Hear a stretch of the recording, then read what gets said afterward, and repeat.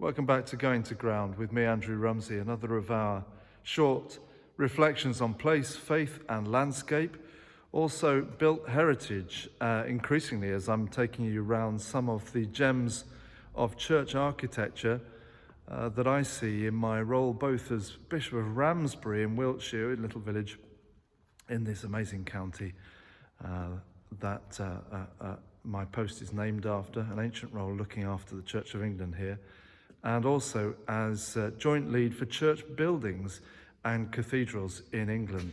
So you've seen this week already one of the great gems of Wiltshire church architecture, the Old Dilton, Church at Old Dilton, with that maze and puzzling arrangement of box pews. Wasn't that phenomenal? I've put some photos of that on Instagram. And today I'm in another beautiful church with a particular, I was going to say particular past and future, because the plan is to turn this church, St Mary's Devizes, into an arts venue for the whole town, and while still retaining its purpose as a place of worship. I took a service here the other day. It's not open very regularly for worship, but there's a fantastic project. I think it's about £3 million. We might go and look over at the plans in a minute.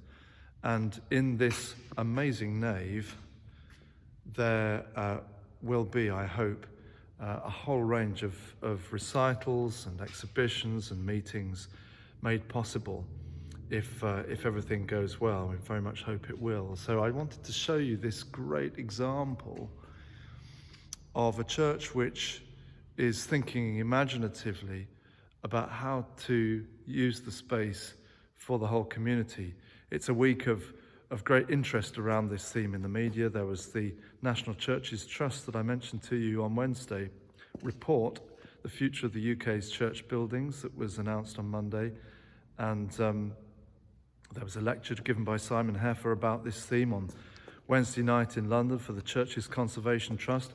So I've been really busy with that side of the work this week, and it's fascinating, absolutely, learning a great deal about it.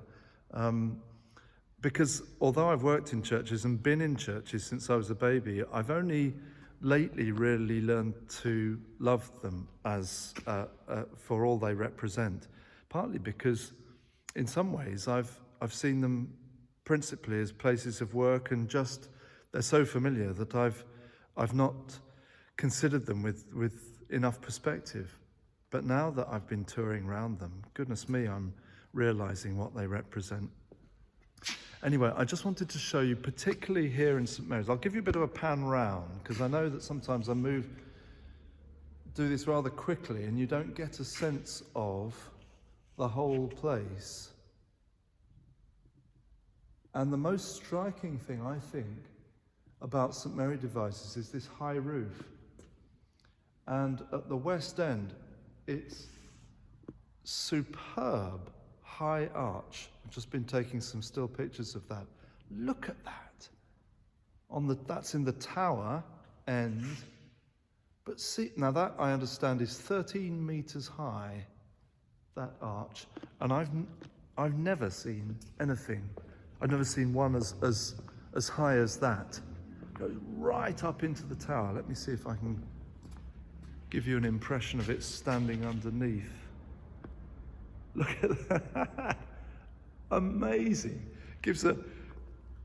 When we've been thinking about space, about holy space, gives this amazing sort of transcendence to the building.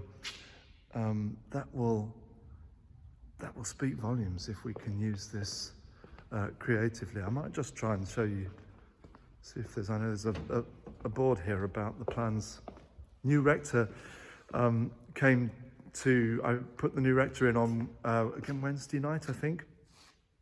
Jonathan, the new rector of St John and St Mary Devizes, this is one of his churches, and he's similarly got a passion to see this place used creatively. Well, here you won't get a sense of this very much, but here are the plans. Just see if I can home in on something which might give you an idea. drawings. I think it won't work on the camera, but suffice it to say there's a very well prepared project and appeal being launched for this place. So encouraging to see people's commitment in this way, and because of course so many of our buildings are necessarily, because there aren't people to look after them and to do it, but are closed for quite a lot of the week. And I remember when I was rector of Oxted in Surrey, thinking that we really only used the church for about 6 or 7 hours a week for services, and for 90% of the week we kept it largely locked, not entirely, and that really made me think about how can we use this as for the whole place in new ways and share it. There are very few things really that you can't do in a church. Some obvious exceptions, but really there are so many meetings and groups and rehearsal space. I know in some small communities that I look after a lot of tiny villages and hamlets, and some of you live in them. There isn't the capacity to organise.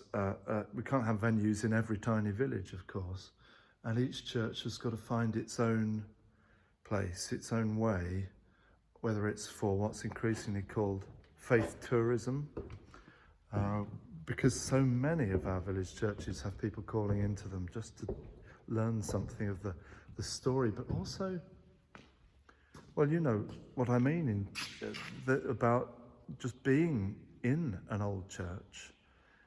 It speaks to you.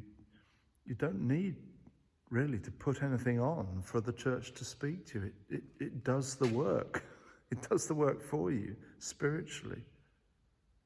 Just to dwell, just to take a moment. St Mary's Devizes. And I look forward to being back with you. It's a busy day tomorrow and I'm working around the diocese, so I'm not sure that I'll be able to film, but I might be able to do something on Sunday. I do hope that you have a happy and safe bonfire night this evening, and until the next time, God bless you as you go to ground.